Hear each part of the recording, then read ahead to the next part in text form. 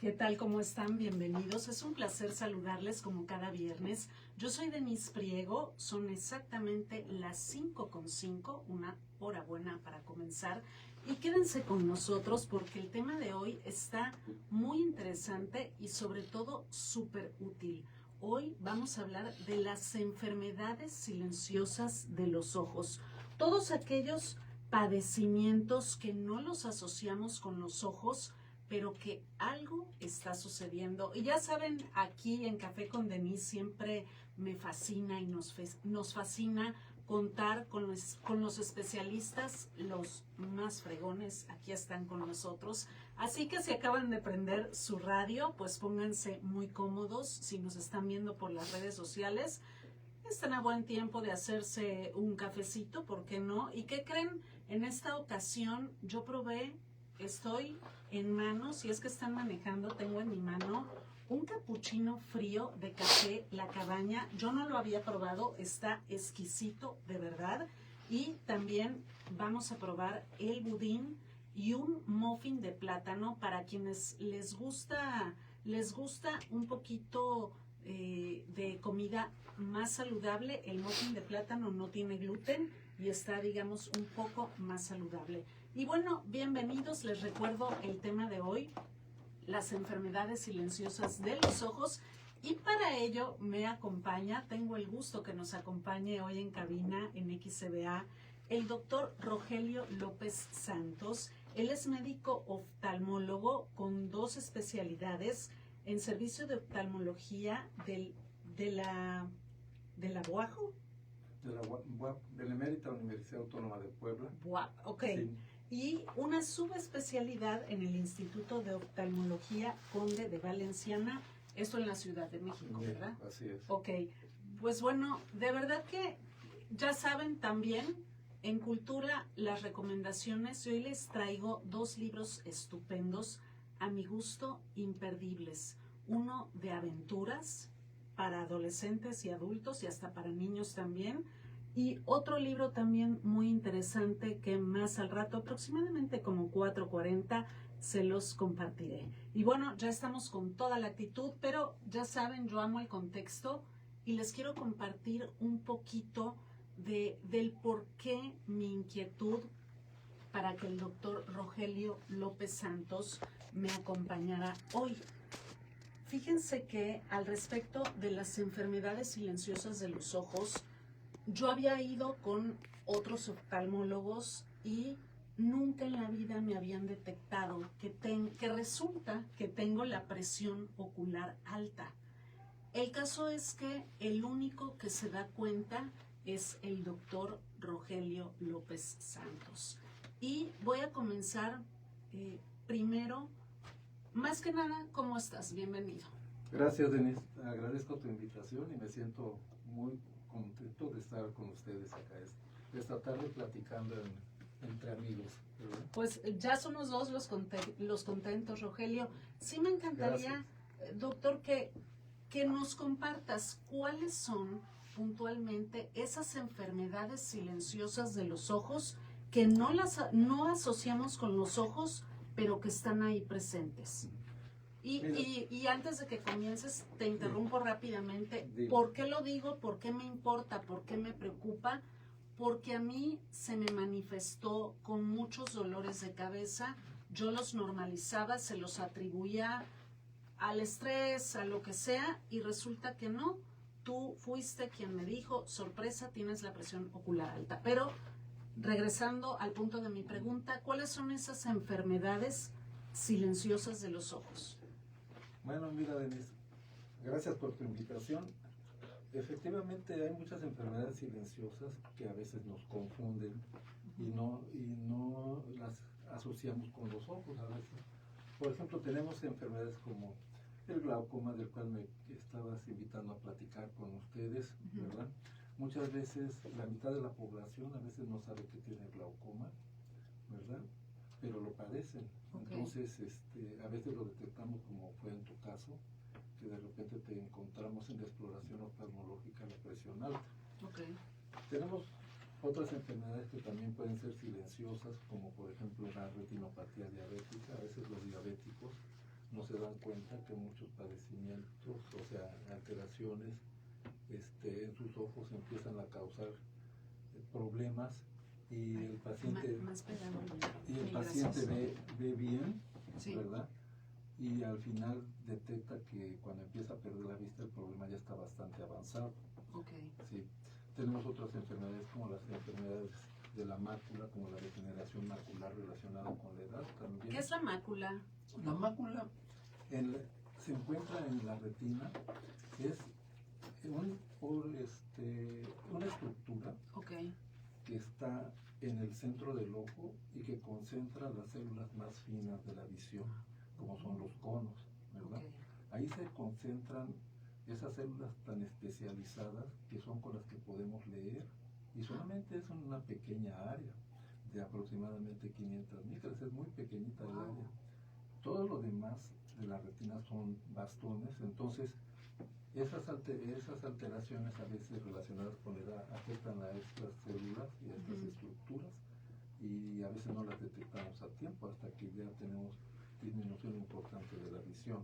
Ok, tenemos que hacer una breve pausa. Sin embargo, regresamos rapidísimo. Recuerden que hoy me acompaña en cabina el doctor Rogelio López Santos. Él es oftalmólogo y nuestro tema de hoy, las enfermedades silenciosas de los ojos que no estamos asociando a distintos padecimientos. Ya regreso. ¿Ya dijiste? Entonces, presión ocular alta, glaucoma, retinopatía diabética. Ya dijiste la comercial de Café La Cabaña, ¿verdad? Sí, ya. Regresamos y dices el del Liñán. Sí. Sí, mil gracias. Entonces falta... degeneración macular. Eso es lo que estabas diciendo. Okay.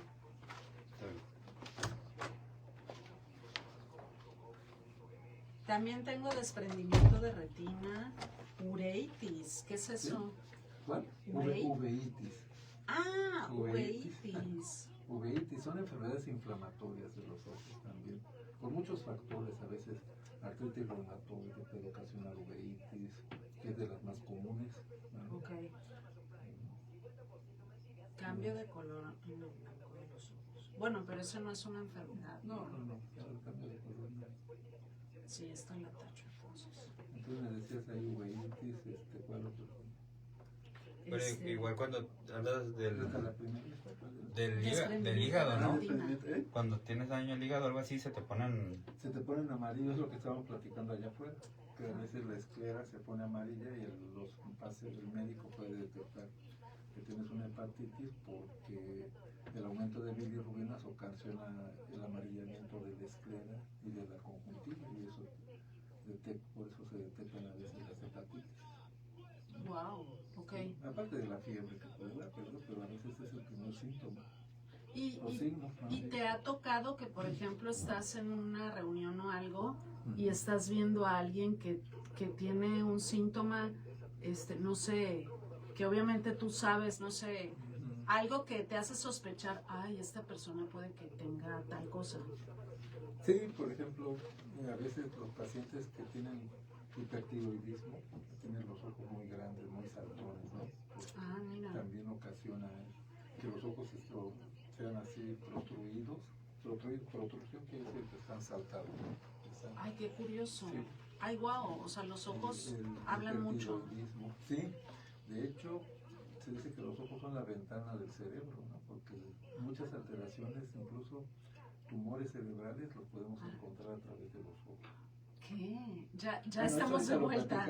Ya estamos de vuelta aquí en Café con Denise. No, qué bárbaro. Aquí me estaba contando el doctor Rogelio que también a los ojos se les llama la ventana del cerebro. El cerebro, ¿no? Así es. Qué maravilla. Pero vamos a recapitular porque para no soltar el tema que teníamos, exactamente le pregunté al doctor Rogelio, oftalmólogo, ¿cuáles son esas enfermedades silenciosas de los ojos?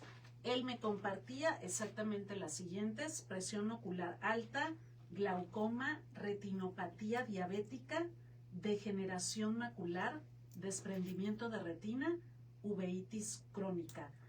Y no me terminaste de compartir más detalles sobre la degeneración macular. Sí, mira, la degeneración macular a veces no se detecta a tiempo, si no es que se hace una exploración a fondo de las personas que empiezan a tener estas alteraciones. Generalmente es en las personas mayores, arriba de 50, 60 años, que empiezan a tener estas alteraciones. Entonces tenemos que buscarlas enfáticamente para detectar el problema. Okay. Tenemos actualmente mucho armamentismo para poderlas detectar. La tomografía ha evolucionado mucho y nos ayuda bastante en el diagnóstico temprano de esta enfermedad. Y bueno, antes de continuar, sí quiero mandar unos saludos. Un saludo muy atento a Gabo. Gabo, ahorita les digo su apellido, Gabo Hernández, que nos está escuchando en este instante. Y me quiero regresar un poquito con este tema de la presión ocular alta. ¿De qué manera se manifiesta la presión ocular alta y cómo un doctor quizá la puede confundir y no se da cuenta que tiene su paciente la presión ocular alta? Mira, ¿cómo se manifiesta?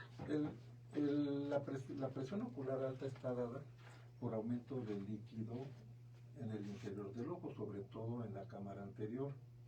Este aumento de líquido está ocasionado por el desequilibrio que hay entre la producción de líquido, que se llama humor acuoso adentro del ojo y que se va a manifestar en la cámara anterior del ojo, y por el efecto o el desequilibrio en la salida o la excreción de ese líquido del interior del ojo.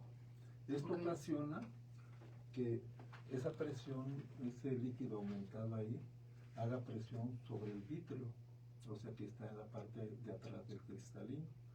Y entonces eso aumenta la presión en el interior del ojo.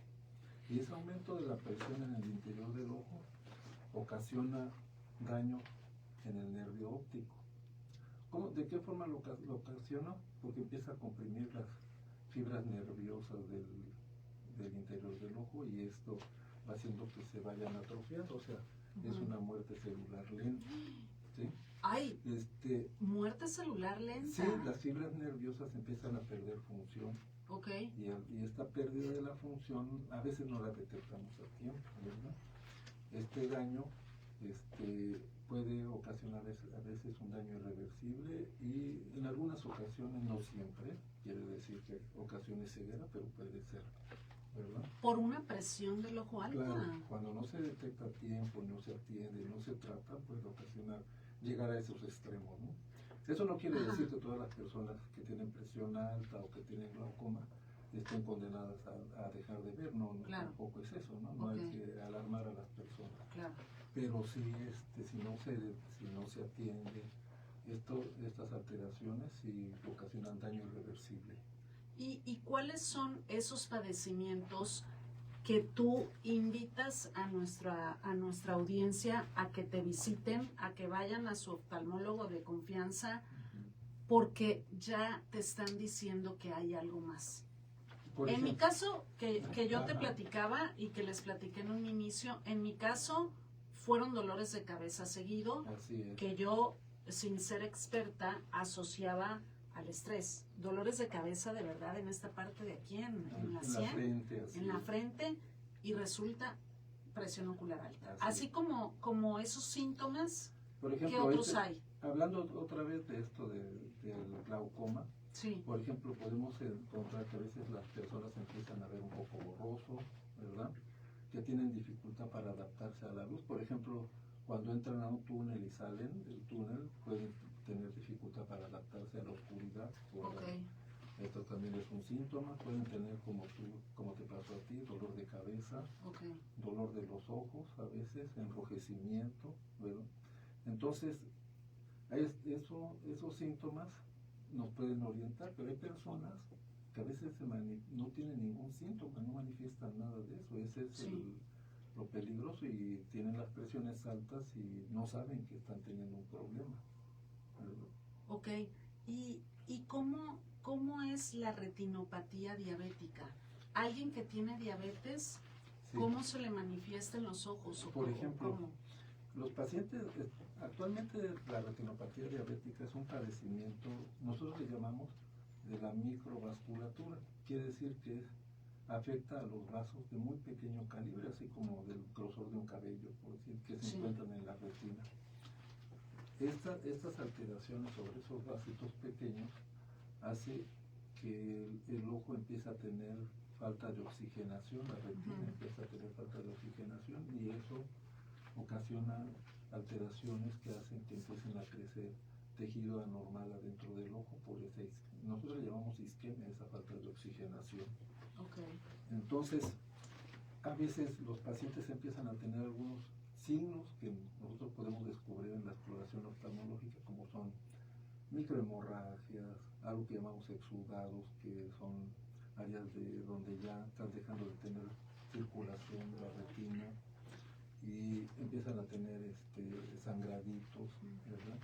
Empieza el vítreo a organizarse porque hay ultrafiltración de exudados de la sangre. ¿Cuál es el vitro? El vitro es un tejido que le da sostén a la retina, que es un tejido transparente, como si fuera la clara del huevo, más o menos. Okay. Es transparente, está atrás del cristalino, llena toda la cavidad posterior del ojo, que es la que está en contacto con la retina, y ese tejido se empieza a alterar también. Entonces, cuando el paciente no tiene alteraciones de la visión central, no se da cuenta que está teniendo ya alteraciones de retinopatía diabética y puede ser peligroso si no se detecta a tiempo. Ok. ¿Cómo percibes, por lo regular, cuando tenemos un síntoma, no es que mucha gente no es que vaya corriendo al doctor, apenas ve algo raro, quizá no se le da importancia, pero tú en el papel como oftalmólogo, en tu día a día, ¿qué has detectado de tus pacientes que te pones a pensar o que quieras hacer una invitación para que les digas, ay, ¿cómo no llegó antes? ¿Cuáles son esas enfermedades más recurrentes que se pudieron haber evitado? Mira, por ejemplo, cuando el paciente empieza a notar que está disminuyendo su visión o que tiene algún síntoma oftalmológico como ojo rojo, dolor, que era lo que comentábamos hace rato, que sabe que es diabético, ¿verdad? Que sabe que es hipertenso o que es cardiópata, es necesario hacer un examen. De por sí, está indicado a todo paciente, a toda persona mayor de 40 años, que se realice un examen oftalmológico cada año, precisamente para prevenir estas alteraciones, porque el glaucoma puede empezar a veces a temprana edad. Una de las características que nos predispone es la edad, porque poco a poco se van obstruyendo los canales de drenaje del ojo, entonces es importante que acudir a tiempo por eso. Si te sabes diabético, con mayor razón. Nosotros sabemos que, por ejemplo, la diabetes ocasiona alteraciones en los ojos, a veces no inmediatamente, afortunadamente, pero nos da tiempo. Por ejemplo, personas que ya tienen más de 10 años de ser diabéticos, estén o no controlados, deben acudir, porque hemos detectado que las primeras alteraciones empiezan entre los 5 y 10 años después de ser diabéticos. A veces hay que ver que la diabetes también no se descubre luego. A veces hay personas que se sabe que son diabéticas y no lo saben. Entonces, pero el tiempo está corriendo. Entonces, nosotros empezamos a encontrar alteraciones de la diabetes en los ojos cuando el paciente tiene una historia de evolución de 10 años por lo menos, y 5 años después empiezan a tener estas alteraciones de proliferaciones, y otros 5 años después ya pueden tener daños muy severos, a veces ya irreversibles. Ok, nos tenemos que ir rápidamente a un corte, no sin antes hacerles una súper recomendación. Vayan corriendo, ya es fin de semana, a probar las butifarras del Niñón Junior. Están exquisitas, recuerda sus sabores. tamarindo, las especiales hawaiana, crema de ajo, también de pavo, de pollo, todas están exquisitas de verdad, y de queso de hebra. Butifarras del Niño Junior, les voy a compartir sus números aquí en Villahermosa, 99-3103-3414, y en Jalpa 914-105-0815. Nos vamos a una breve pausa, ya estoy de regreso aquí en Café con Denise. La vida. No sé si te confundo o a veces, ¿no? No, para nada. Yo trato de explicarlo en un lenguaje sencillo, ¿no? Sí, claro. Sin entrar en muchos términos. Claro. ¿Verdad? Porque yo quería platicar a veces de algunos términos, porque pensé que íbamos a enfocarnos más en lo común, pero está bien porque podemos platicar de todo. Sí, porque por ejemplo, ahorita... del desprendimiento de retina, Ajá. también, si quieres, ahorita lo platicamos brevemente. Es que hay tantos temas que Así una hora es. no nos da, porque No. igual eso que me estabas compartiendo, que el ojo es como una mirada al cerebro, Así es. y que también se puede ver si uno tiene tumores. Tumores, claro. ¿De verdad? ¿De qué manera? Detectamos tumores a través de los ojos, porque cuando hacemos un campo visual podemos detectar alteraciones de tumores de la hipófisis, ¿verdad? ¿Qué es la hipófisis? La hipófisis es una glándula maestra que se encuentra en la silla turca de los esfenoides, o sea, en medio del cerebro. Ajá. ¿Y por qué la detectamos? Porque los ojos tienen un nervio que se va al interior del cerebro, y exactamente por detrás de la hipófisis se cruzan esos nervios. Wow. La mitad de las fibras de un ojo se va hacia la derecha y la mitad se va al lado izquierdo del cerebro. Ay, eso está interesantísimo. Y por ejemplo, las fibras del ojo izquierdo, la mitad se va la mitad externa se va directamente al lado izquierdo, y la mitad interna de esas fibras se va al lado derecho, al lado contrario.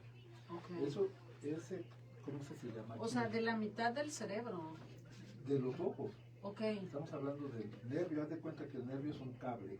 Sí. Que sale del ojo, y llega un momento en que en el cerebro, adelante atrás de la hipófisis, se cruzan. Uh-huh. Cuando se cruzan esas fibras nerviosas. Pero descríbeme dónde está exactamente la hipófisis. La hipófisis, haz de cuenta, si tú le hicieras un corte aquí abajo de la órbita del cerebro, aquí a la cabeza, y te pegas todo por la mitad, la encontrarías en el mero centro. ¿Dónde está la corteza prefrontal? No, atrás. Ah, ya. Un poquito Okay. más atrás de la cabeza. En medio, exactamente. Está en el centro del cerebro, okay. en la base del cráneo, porque la forman las alas del esfenoides. Entonces ahí hacen una cavidad, y ahí se aloja esa es una glándula maestra que controla muchas hormonas.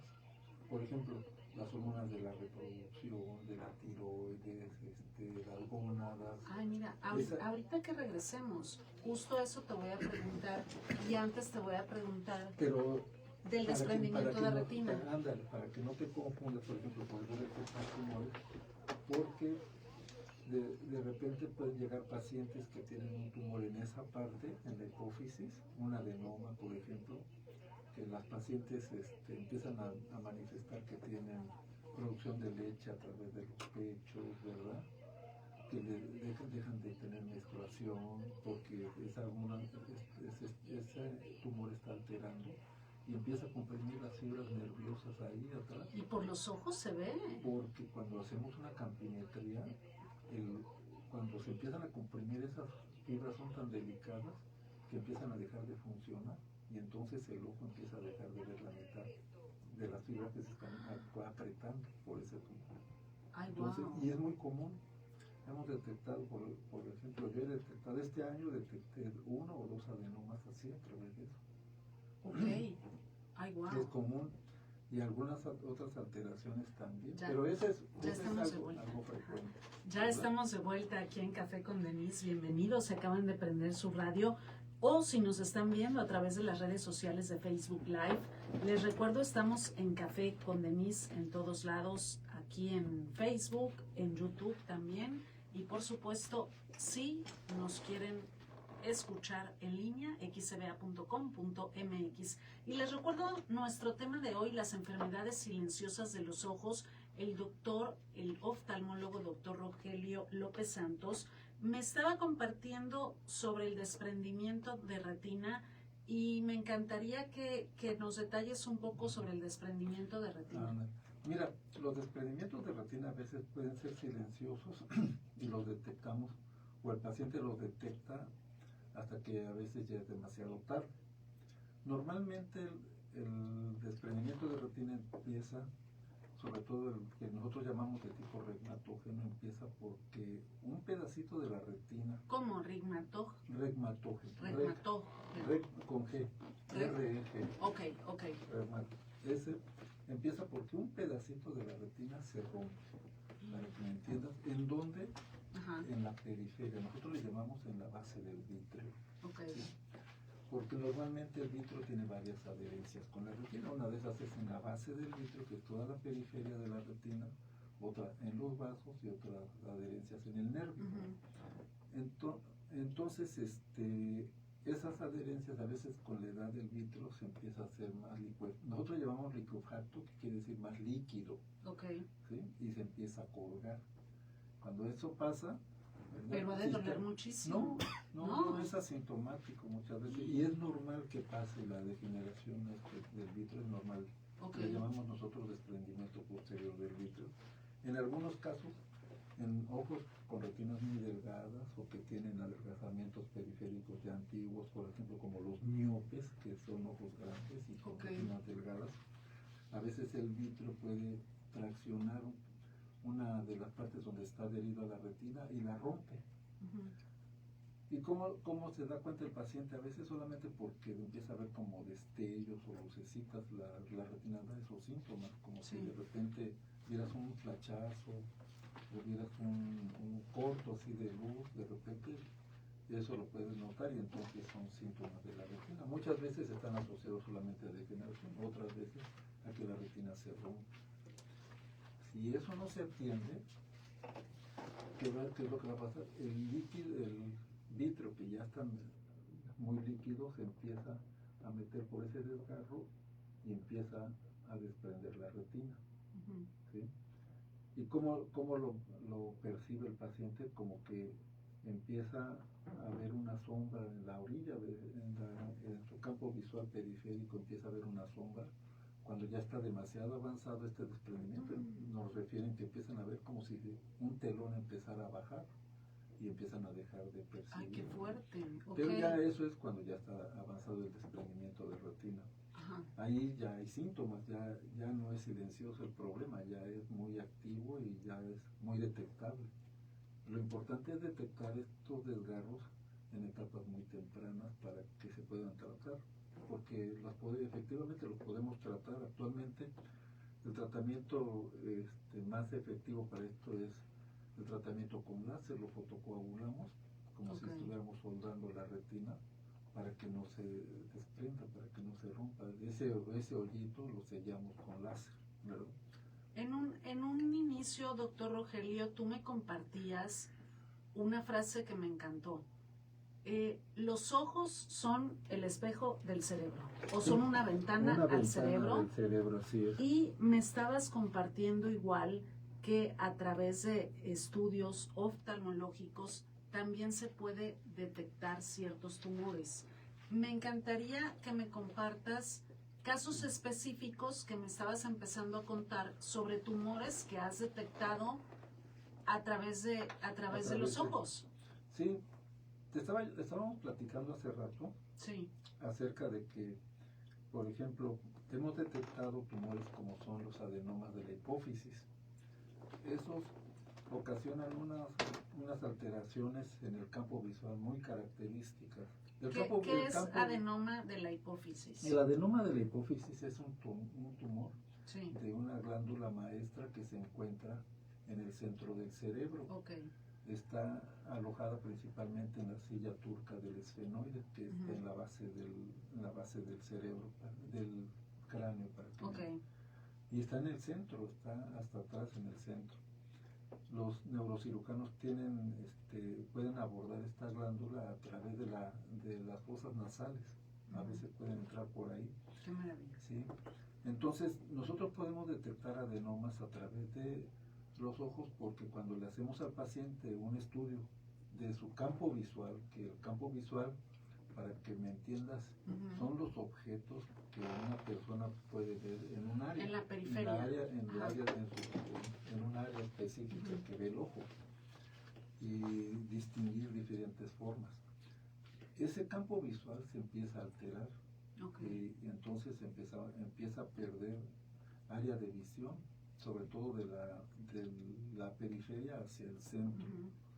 Cuando nosotros hacemos un campo visual, encontramos que hay pérdida de esas áreas, y si coincide con que, por ejemplo, las dos áreas centrales se están perdiendo, entonces detectamos que se trata de un tumor a nivel de la hipófisis. Los neurocirujanos frecuentemente saben esto siempre, y ellos siempre piden campos visuales para detectar el daño que ya está haciendo ese tumor.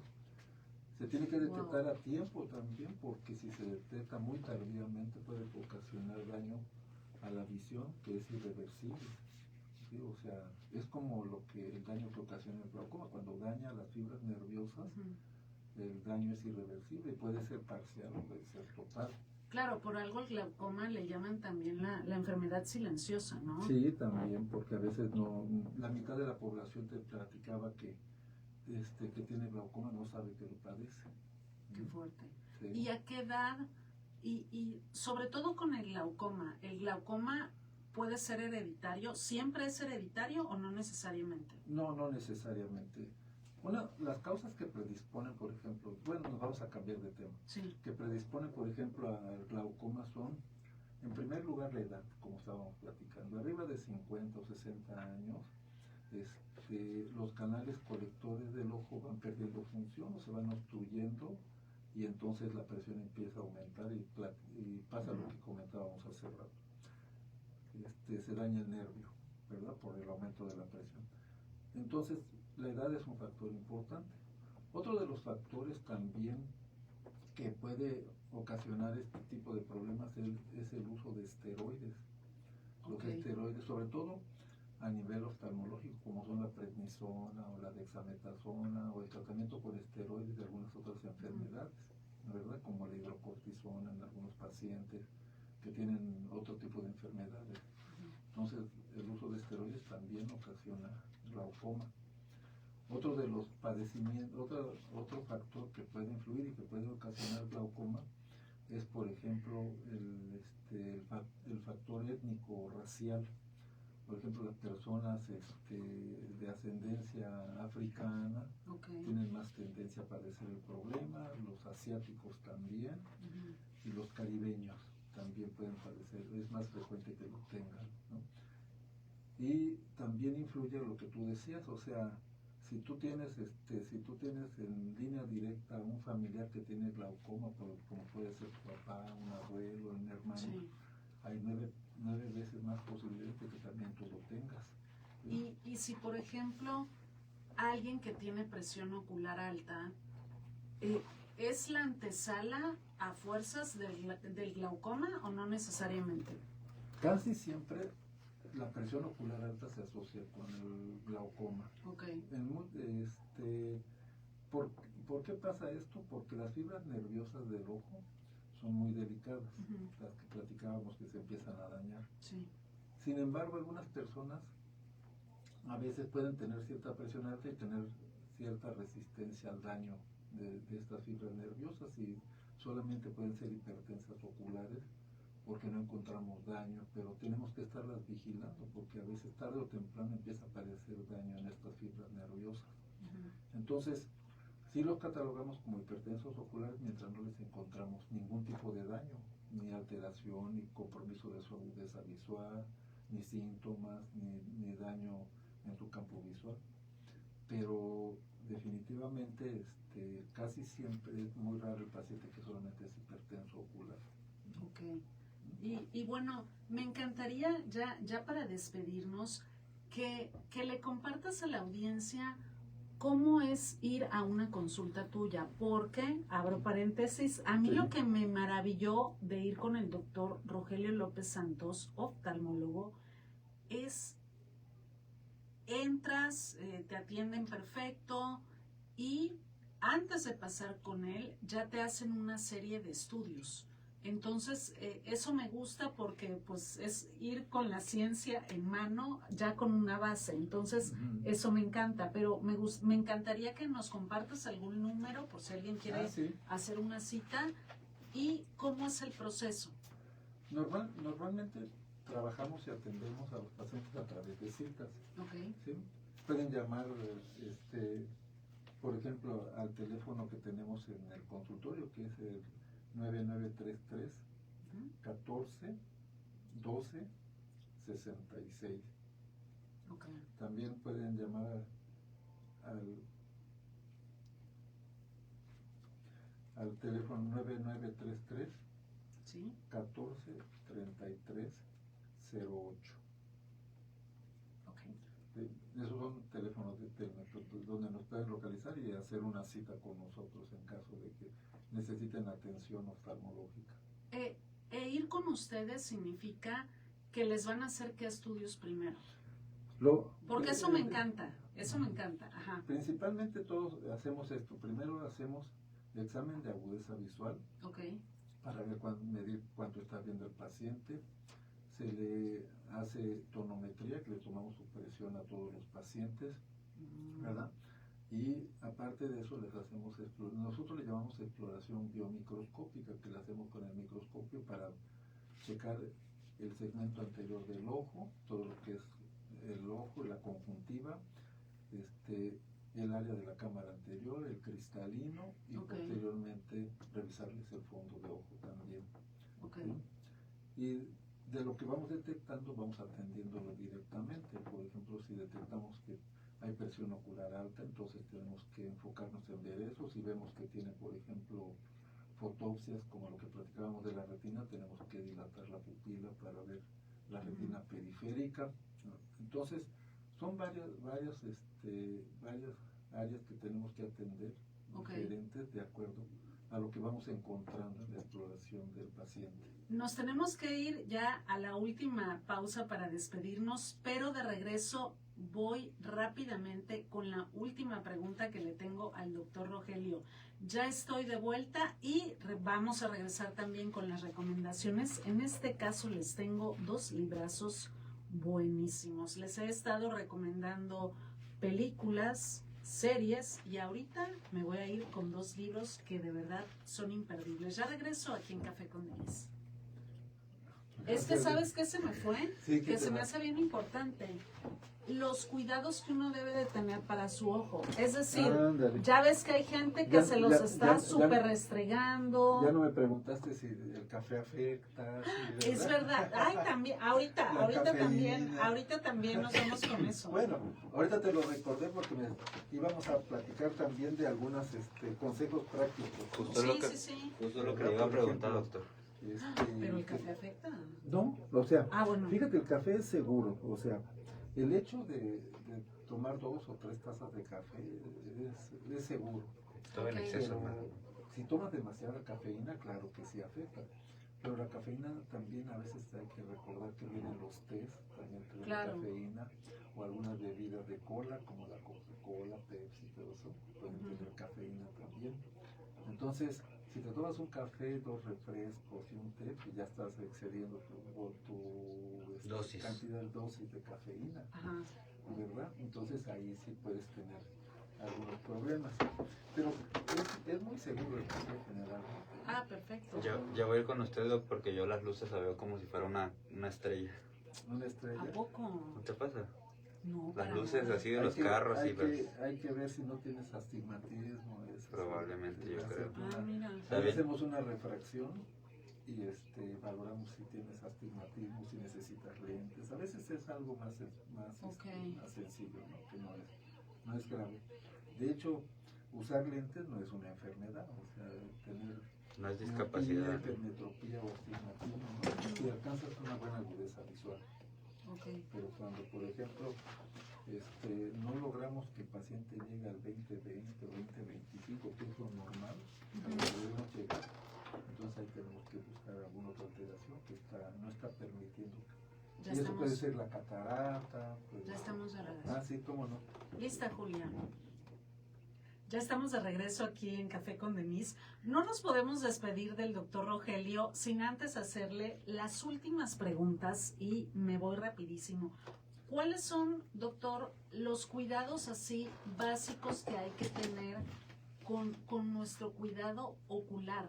¿Por qué lo pregunto? Porque de verdad hay mucha gente que quizá no se cuide y se restriega los ojos y no tiene cuidado. ¿Qué tipo de cosas uno no debe hacer en el día a día? Por ejemplo, sí es peligroso tallarse los ojos con fuerza. ¿Por qué? Hay algunas alteraciones, por ejemplo, como en los niños, si tienen alergias y se tallan los ojos con fuerza, pueden ocasionarse queratocono. O sea, ¿qué es eso? El queratocono es como le llamamos ectasia, es una hernia en la parte transparente del ojo que se llama córnea, se empieza a prolapsar, a herniar por la fuerza con la que se tallan los ojos. Eso después de estar haciendo esto muy frecuentemente. Otras alteraciones que pueden tener son degeneraciones de la retina periférica, pero principalmente se ha visto que con el tallado excesivo de los ojos pueden tener este tipo de problemas que nosotros llamamos queratocono, porque la córnea se empieza a deformar. Ok, y me voy también con el tema de la limpieza. Alguien que, por ejemplo, no sé, una mujer que se maquilla frecuentemente y no se quita el maquillaje bien, o alguien, no sé, alguien que quizá no se baña en 2 días y qué pasa con sus ojos. O sea, el factor limpieza para los ojos. Sí. También eso es importante, sobre todo cuando, por ejemplo, la mujer se maquilla, a veces se ponen rímel o se delinean el borde de los párpados. Sí. Si esto está haciéndose continuamente, hay personas que pueden resistirlo bastante, pero hay otros que empiezan a ocasionar algún tipo de sensibilidad y entonces ocasiona una alergia al producto que se están poniendo a veces y empiezan a tener enrojecimiento, ¿verdad? Y también este tipo de maquillajes puede ocasionar algo que nosotros llamamos blefaritis, se empiezan a inflamar los párpados también y eso también puede causar enrojecimiento de los ojos. Y ya me voy por último con el papel del café. Si uno tiene la presión ocular alta o si uno tiene glaucoma, ¿qué factor tiene el papel? ¿El café afecta o no, o es completamente seguro? No, mira, el café es seguro. Okay. O sea, si es en exceso, y hasta muy saludable. Sí, es saludable. Si es en exceso, por ejemplo, si alguien se toma 2 o 3 tazas de café, no pasa nada. Claro. No tiene repercusiones oftalmológicas. Decimos que tiene repercusiones oftalmológicas cuando la dosis se excede. Por ejemplo, tomamos mucho café, tomamos bebidas de cola, ¿verdad? O muchos tés también. Eso puede aumentar la dosis de cafeína y entonces sí tener algunas alteraciones sobre la presión del ojo. Pero 2 o 3 tazas de café no tienen, son seguras. Perfectísimo. ¿Verdad? Doctor Rogelio, también te iba a recomendar, por ejemplo, formas de prevención también a veces de enfermedades oculares. Sí. Pues es la dieta principalmente y el ejercicio, ¿no? La dieta sobre todo que sea rica en vitamina A, B2, B3 y sobre todo omega 3. Bueno, el omega 3, pescado, sardina, salmón, todo eso. Todo vitamina A, ¿qué alimentos tienen vitamina A? Vitamina A, por ejemplo, como la zanahoria. Ok. Sí. Ok. Ahora sí, doctor Rogelio, muchísimas gracias, de verdad. Te agradezco enorme. Ya sabes que XCBA es tu casa. Gracias, Denise. Y te invito a que te quedes a la recomendación que voy a hacer de los libros. Aquí vamos a acompañarte. Bueno, les tengo 2 recomendaciones. Miren, este es un libro, yo invité al escritor de este libro Para quienes amen la vida, para quienes amen bucear y amen el mar, así como yo, este es un libro de verdad imperdible, muy emocionante. Yo lo catalogaría para adolescentes y adultos. Es un libro que de verdad, desde que empieza el escritor a contar su historia, cómo fue que a través de sus miedos él empezó, su sueño más grande era nadar con tiburones. Bueno, hay una parte de este libro tan emocionante de verdad, porque él se va a Sudáfrica a bucear porque quería presenciar un evento épico. ¿Y cuál era ese evento? El Everest del buceo. Es decir, se juntan billones de sardinas que tienen que migrar del sur al norte. Entonces, ¿qué sucede? Se dan cuenta, todos los animales se dan cuenta las aves, se dan cuenta los tiburones, se dan cuenta los delfines. Y bueno, Gerardo y su equipo en este libro, Los tiburones también tienen miedo, quisieron captar ese momento. ¿Y saben por qué me emocioné tanto? Porque qué increíble y qué interesante es que todas estas especies, aves, tiburones, ballenas, delfines, se unan, se organicen para algo en común. Entonces, los delfines, imagínense cientos de delfines nadando, haciendo remolinos hasta en las profundidades, captando esas manchas de las billones de sardinas que se dan, que tienen que migrar, los delfines nadando a toda velocidad y con las burbujas marean a las sardinas y por eso es que salen, entran las ballenas, luego están los tiburones y ahí no importan las diferencias de especies ni nada, y de verdad se me hace un momento el más emocionante de este libro, que les reitero la recomendación. Y bueno, hay otro libro buenísimo para todos aquellas que quieran adentrarse un poquito más en esto de los feminismos, del machismo. Este es un libro de verdad que les recomiendo enorme, de Marina Castañeda, El machismo invisible. ¿Por qué se los recomiendo? Porque ella comparte el machismo, qué significa, cómo se da en el día a día, cómo ya está inmerso en nuestras vidas y no lo tenemos así como que no lo tenemos tan consciente porque se repiten los patrones. Entonces Marina Castañeda comparte unos ejemplos, ella como psicoterapeuta, y de verdad se me hace excelente, un libro necesario, de verdad, para siempre. Oigan, ¿qué creen? Qué triste, ya nos tenemos que despedir. Como siempre, un placer haber compartido esta hora con ustedes aquí en Café con Denise. Pasen un fin de semana extraordinario. Los dejo en la tercera emisión de Noticias con Mónica Villegas. Muchísimas gracias, Julia Sosa y Cristian Segura. Yo soy Denise Priego, cuídense mucho. Bravo. Gracias. Ay, ya ni probamos los